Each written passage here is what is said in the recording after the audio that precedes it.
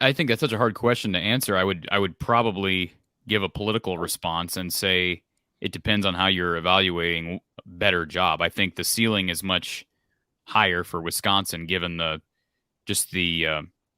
stability that program has had for so many years now. But Do you consider that ceiling or or floor? excuse me, I'm sorry, floor. The floor is much higher at Wisconsin than it is at Nebraska, given the stability. But Nebraska, I mean, I don't know that there's a program in the Big Ten besides maybe Ohio State and Michigan, maybe Penn State, that has the fan support that Nebraska does, and I'm even including Iowa. I don't know. I mean, who has better fan support, Nebraska or Iowa? I think they're both tremendous. And I just look at what Nebraska's done, even though I've questioned the sellout streak. The fact that they're packing the stadium, they packed that stadium on Saturday night against Indiana. That was an insane crowd. They just fired their head coach. They're losing to teams.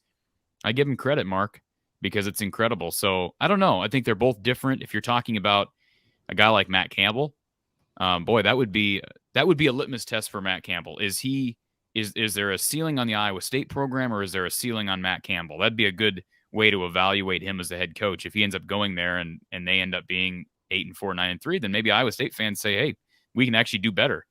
It's kind of the Kirk Ferentz effect at Iowa. I think I know a lot of Iowa fans are afraid of what comes after Kirk. And I get it. I understand that. And people love to bring up, guys from 70 years ago who were, 50, 60 years ago at Iowa. Well, we could always go back to the Bob Cummings days, or, I get that. But it's a long time ago, Mark, and eventually you got to face reality. There's going to be a post-Kirk era. There is, and it's going to be one or the other. And like Wisconsin basically said, I know Paul Chryst didn't build the immunity and the reputation that Kirk did and was not tenured there nearly as long as Kirk, but they were willing to jump into that pool headfirst now, as opposed to however many years down the road. So I don't know. I would be intrigued to see. Obviously, if you're Jim Leonhard, I think if you're offered that job, there's no way you jump ship to Nebraska. You're not going to turn down the head coaching job at Wisconsin because you think maybe there's a little bit higher ceiling at Nebraska. No, and he's built such a foundation there and has the support of such a huge part of that fan base. So I just think it depends on the person. I think Nebraska has a higher ceiling, and therefore I think Nebraska is a better job. There's no comparison between them historically, and I don't know how much history and brand and name recognition has to do with 2022. I can't answer that question, but it has something to do with it, and there's no comparison between the two football brands historically. I also know that Nebraska has dived into the NIL collective full bore, and they've shown that, based on everything I hear, that they are going to be a major player there. I know nothing about Wisconsin's resources.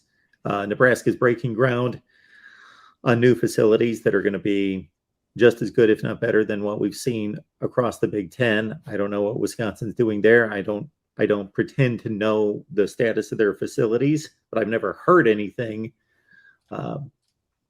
So I guess that they are standard, that they're neither advantage or disadvantage.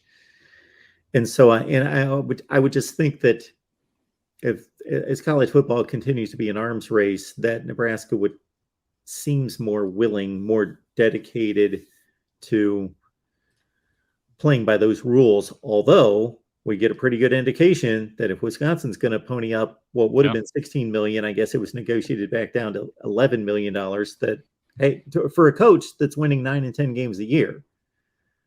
I mean, like, seriously, Paul Chryst doesn't have to work again. I mean, he can just, and maybe he will. And if he does, I wouldn't expect John Budmeyer to be at Iowa very long, because I wouldn't be surprised if Paul Chryst adds him back to his staff. But that's quite a lump sum of cash to pay out. And unless Wisconsin would have gone 4-8, 5-7 this year, outside of the 5 or 10% of the delusional end of the fan base that would demand a firing, nobody was going to bat an eye if Wisconsin just marched into 2023 with Paul Chryst as the head coach. So it wasn't like there was pressure there to get rid of him.